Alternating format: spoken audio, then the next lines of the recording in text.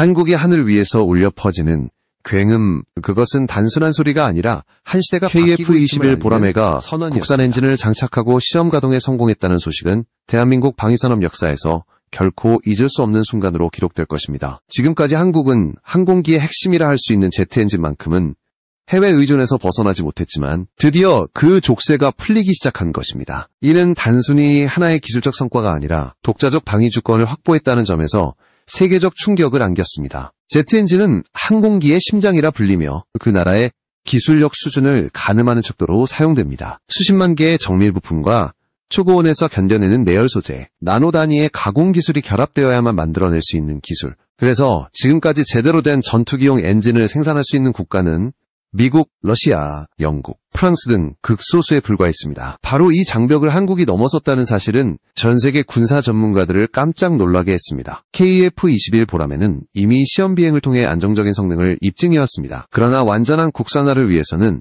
엔진의 독립이 반드시 필요했습니다. 그동안 한국은 F404, F414 등 미국산 엔진을 사용해왔지만 이는 언제든지 외교적 상황에 따라 공급이 중단될 수 있는 위험성을 안고 있었습니다. 따라서 국산 엔진 개발은 선택이 아니라 생존을 위한 필수 과제였던 것입니다. 이번 공개된 KF-21 엔진은 추력면에서 세계 5세대 전투기와 대등하거나 그 이상의 맞먹는 성능을 목표로 하고 있으며 이로써 한국은 진정한 항공 독립의 길로 들어섰습니다. 일본과 유럽이 충격을 받은 이유도 여기에 있습니다. 일본은 수십 년간 차세대 전투기용 엔진 개발에 막대한 예산을 투입했지만 여전히 완전한 독자 엔진 확보에 어려움을 겪고 있습니다. 유럽 역시 여러 국가가 협력해 엔진을 만들고 있으나 단일 국가가 완전히 독자 개발에 성공한 경우는 극히 드뭅니다. 그런 상황에서 한국이 불과 30년 만에 항공산업의 최고 난제를 돌파했다는 것은 그들의 자존심에 직접적인 도전장을 내민 것이었습니다. 이 성과는 단순히 군사적 차원을 넘어 경제적, 외교적 파급 효과를 불러옵니다. 국산 엔진은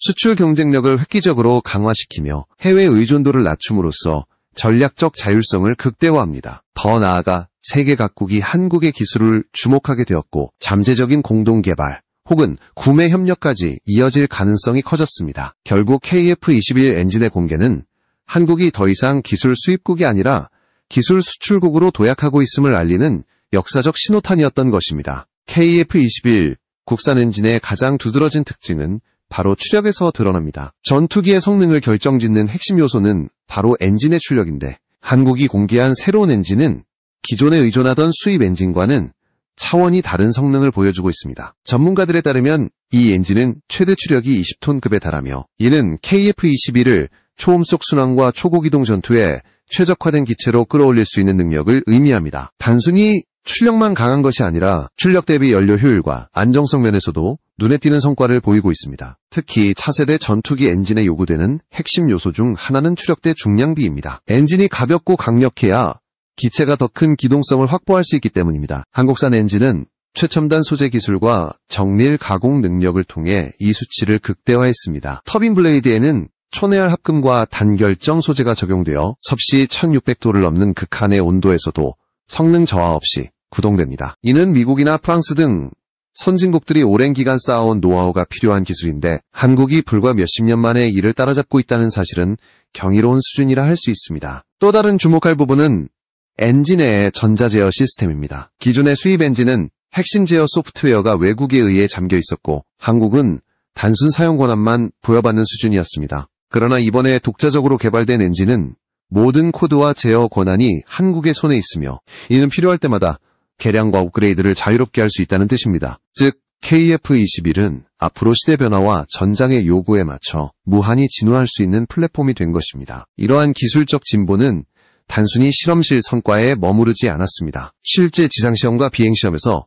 엔진은 안정적인 출력과 내구성을 입증했습니다. 수천 시간에 걸친 연속 가동 테스트에서도 치명적인 결함이 발견되지 않았고 극한 환경시험에서도 국제 기준을 상회하는 성능을 보여주었습니다. 이는 한국이 단순히 시제품 수준이 아니라 실제 실전 배치 가능한 단계로 도약했다는 것을 의미합니다. 이제 KF-21 국산 엔진의 개발은 단순한 전투기용 엔진을 넘어 차세대 군용 항공기와 민간 항공기까지 확대될 가능성을 품고 있습니다. 특히 민항기 분야에서 터보팬 엔진의 일부 기술은 군용과 겹치는 영역이 많기 때문에 국산 엔진 개발 경험은 향후 한국이 세계 민항기 시장에 진출할 발판을 마련할 수 있는 토대가 될 것입니다.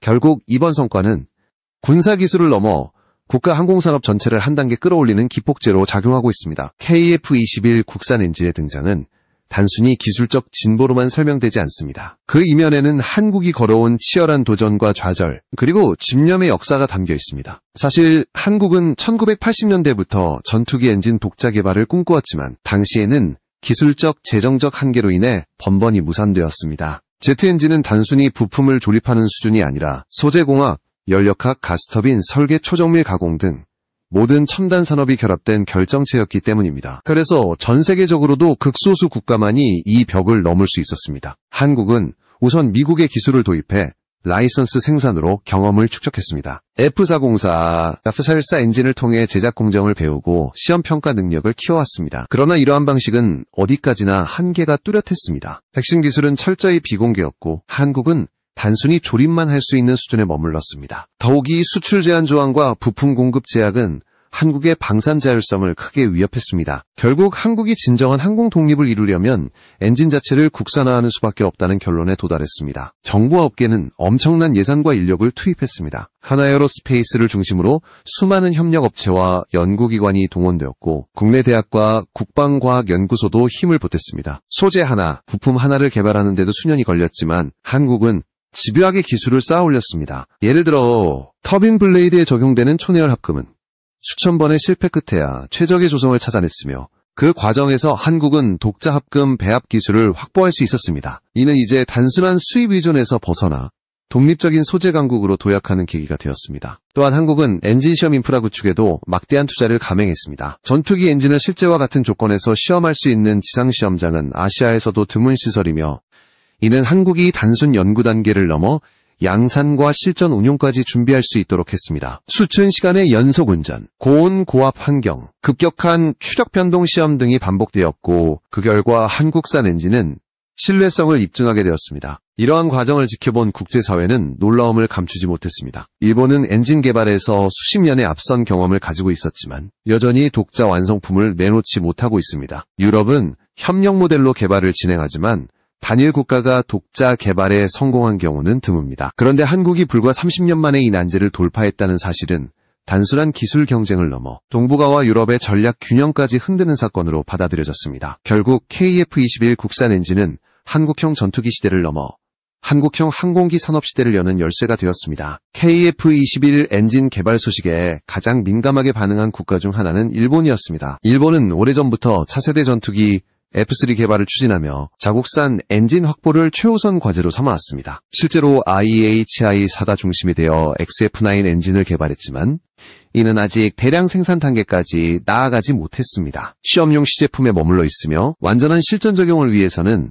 추가적인 검증이 필요한 상황입니다. 일본은 막대한 예산을 투입했음에도 불구하고 국산화의 길이 순탄치 않았고 한국이 KF-21의 독자 엔진을 장착하는 순간은 일본 방위산업계에 큰 충격을 안겨주었습니다. 유럽 역시 사정은 비슷합니다. 영국의 롤스로이스, 프랑스의 사프란, 독일 MTU 같은 기업들이 각자 엔진 개발 경험을 가지고 있지만 차세대 전투기 엔진은 단일 국가 단위에서 해결하기 어려운 과제입니다. 그래서 영국, 이탈리아, 일본이 함께템 패스트 프로젝트를 추진하고 프랑스, 독일, 스페인이 FCAS 프로그램을 진행하는 이유도 여기에 있습니다. 그러나 다국적 협력은 그만큼 기술 이전과 권한 분배가 복잡하며 개발 속도가 늦어질 수밖에 없습니다.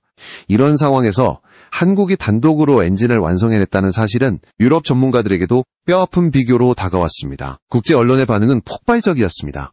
일부 유럽 군사 매체는 한국이 차세대 엔진 독자 개발에 성공했다면 이는 아시아 국가로서는 일본도 이루지 못한 성취라고 평가했고 일본 언론은 한국이 기술 자립에서 우리를 추월하는 순간이 눈앞에 다가왔다며 경계심을 드러냈습니다. 특히 일본 내에서는 기술 종속이라는 단어가 회자되며 방산 정책 전반에 대한 비판까지 이어지고 있습니다. 한국의 엔진 개발은 단순한 국산화가 아니라 방위산업 구조를 근본적으로 바꾸는 힘을 가지고 있습니다. 그동안 한국은 전투기 개발에서 항상 미국의 승인을 받아야만 했습니다. 엔진뿐만 아니라 항전 장비, 무장 시스템 등에서도 해외 기술 제한에 묶여 있었기 때문입니다. 그러나 이제 엔진이라는 마지막 족쇄가 풀리면서 한국은 더 이상 타국의 허락을 기다릴 필요가 없습니다. 필요한 개량을 자유롭게 추진할 수 있고 수출 시에도 외교적 제약을 최소화할 수 있습니다. 더 나아가 한국은 이 기술을 기반으로 차세대 6세대 전투기 개발에 속도를 내고 있습니다. KF-21은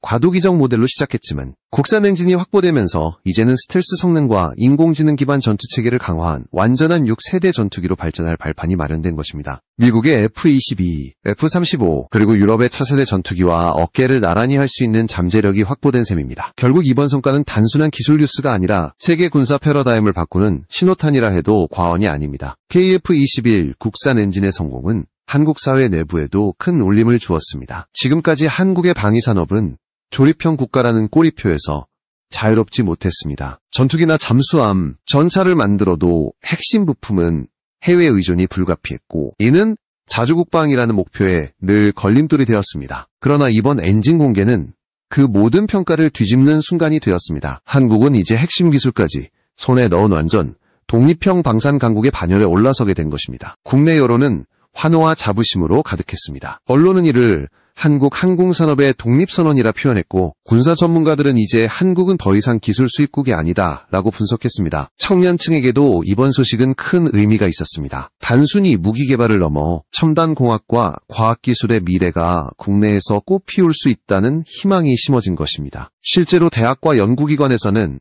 엔진 기술을 전공하려는 학생들이 급격히 늘어나고 있으며 이는 국가과학인재 양성에 새로운 활력이 되고 있습니다. 산업적 파급력도 무시할 수 없습니다. 제트 엔진은 전투기에만 쓰이는 것이 아니라 민간 항공기, 헬리콥터, 심지어는 차세대 우주 추진체계까지 응용될 수 있습니다. 한국이 이번 성과를 기반으로 민항기 엔진 시장에 진출한다면 세계 수백조 원 규모의 항공산업에서 새로운 강자로 부상할 수 있습니다. 특히 한국은 조선 자동차 반도체 등 첨단 제조업 기반을 이미 확보하고 있기 때문에 엔진 기술과 결합할 경우 시너지 효과는 상상 이상일 수 있습니다. 군사적으로도 그 파급력은 막대합니다. 한국은 KF-21 이후 무인 전투기, 초음속 드론, 전략 폭격기 개발까지 염두에 두고 있으며 그 모든 것의 기반이 바로 엔진입니다. 국산 엔진을 확보함으로써 한국은 전투기 한 대에 머무르지 않고 항공 무기 체계 전반에서 자율성을 가질 수 있게 되었습니다. 또한 수출 시장에서도 큰 강점을 얻게 됩니다. 과거에는 엔진을 외국에서 수입했기 때문에 전투기 수출 시 제약이 따를 수밖에 없었지만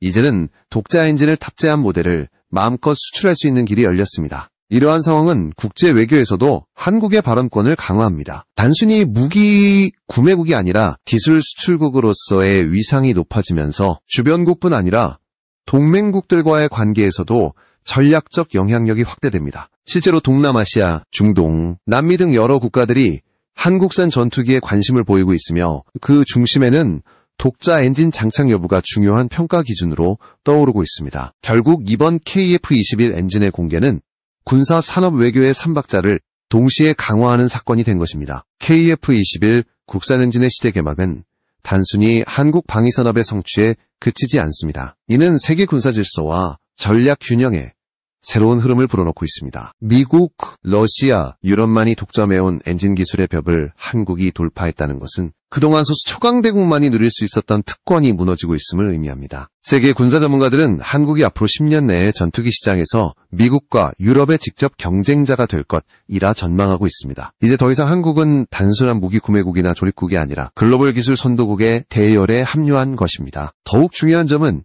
이 성과가 앞으로의 미래를 어떻게 바꿀 것인가입니다. KF-21은 이제 시작에 불과합니다. 국산 엔진을 기반으로 6세대 전투기 개발, 무인 전투기와 초음속 드론 체계, 그리고 우주항공 추진 기술까지 확장이 가능합니다. 다시 말해 이번 엔진은 단순한 전투기용 부품이 아니라 한국의 미래 전략 산업 전체를 뒷받침할 플랫폼으로 작용할 수 있습니다. 이것이 바로 일본과 유럽이 긴장하는 이유이기도 합니다. 그들은 오랜 시간과 막대한 예산을 투입했음에도 불구하고 성과를 내지 못했는데 한국은 불과 수십 년 만에 이 벽을 넘어섰기 때문입니다. 또한 이번 사건은 한국인들에게 새로운 자신감을 심어주었습니다. 반도체, 조선, 자동차에 이어 이제는 항공기 엔진까지 불가능이라 여겨졌던 영역을 한국이 해낸 것입니다. 이는 단순한 산업적 성과가 아니라 민족적 자부심과 국가적 자존감을 고취시키는 계기가 되고 있습니다. 더 나아가 한국 청년 세대에게는 우리가 세계를 선도할 수 있다는 강력한 메시지를 전달했습니다. 결국 이번 엔진 개발은